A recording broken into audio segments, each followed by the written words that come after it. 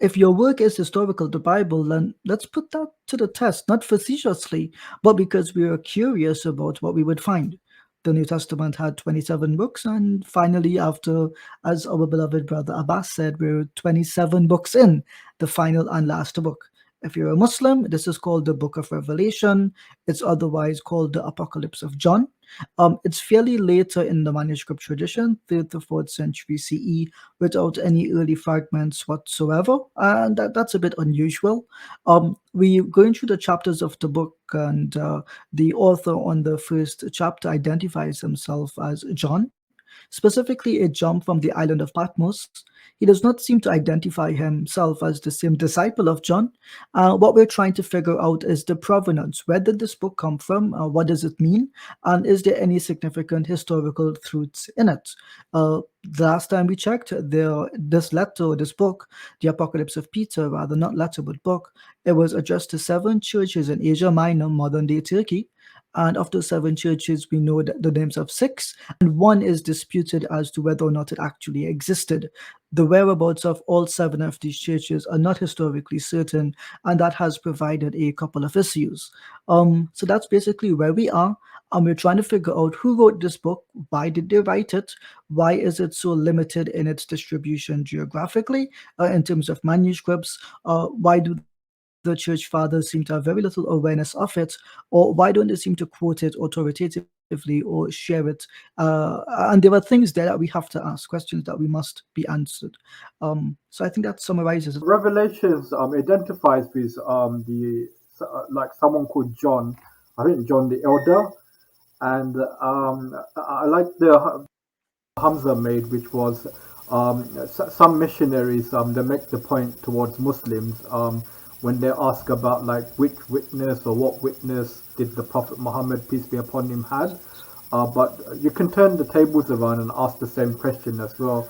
What witness did John have to say that this is a revelation from God? And also the book of Revelations, the Greek style that is written in is very poor Greek compared to like some of the other writings of the New Testament. Let's say, for example, the letter of Hebrews. Hebrews is actually written in a very articulate style. It's written like in a sermon style, whereas the book of Apocalypse or the book of Revelations is seen as not being written in a very uh, great style or good style of Greek, especially when you compare it to like the fourth gospel, which is also attributed to John. And this is why most scholars do not think that the same author of the Gospel of John is the author of the book of Revelation. But yeah, let's see what happens as we go forward. See what are some of the points that will come out from studying Well, Revelation. I got a point that I think maybe we haven't yet addressed, and it actually helps us place when the gospel may have been sorry, when the book may have been written. If you guys read Revelation chapter 1, uh, there is verse 1 and verse 2, and Hmm. in verse 1 it says the things which will take place soon. The word here is tachai. Takai. It just means soon. It's the Greek letter kai. So takai. They'll take place soon or immediately or very nearly. And then in verse 2, I think the Greek word here is engus or engis, which means the time is extremely near or very near. It speaks to emergency, it speaks to immediacy. I've checked the usage of these two Greek phrases throughout the rest of the New Testament, and they are always referring to something that happens immediately. It's not about something like foregone in the future that's going to come centuries later. And so, I mean, when you write an apocalypse, the point of an apocalypse is basically the end of the world. So whoever is writing this is speaking about events that will come immediately, like pearls in a necklace, one to come one right after the other. The question is, that has not happened. So this can likely be in reference to the second century when the Jews were in a diaspora. They were very, very isolated.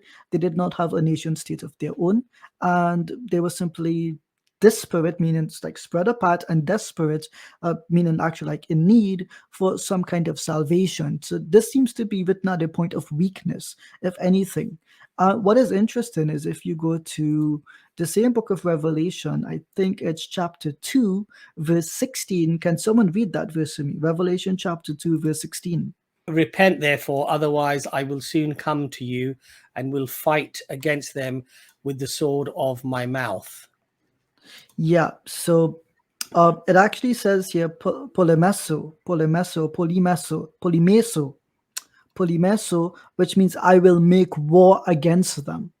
Literally, that this who is speaking here is actually Jesus, and Jesus is saying that he will make war against the people who don't actually obey him. It's a very jihadi type of rhetoric. It's very aggressive.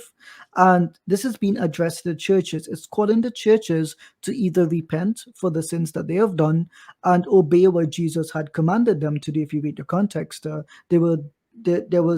they hated a sect basically at that time that was basically what we would call hedonistic. They were doing all kinds of sins for all kinds of reasons, and these churches had resisted falling into that temptation and following that particular sect. But Jesus seems to be very angry with them, and he's actually saying here at this point, repent, and then together we will go to war. And I guess this is not just against fellow Christians, but also the Romans under whom they were the authority of.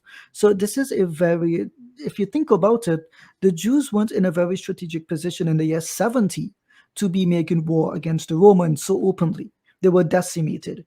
In the year 80, much less so. In the year 90, much less so. You can only see a resurgence in this type of mass rhetoric late into the 2nd century, where Christianity grew from just being a minor cult to being a semi-well-known religion at that time. So it helps us historically place when this religion began to develop and when this book, this myth may have been developed itself.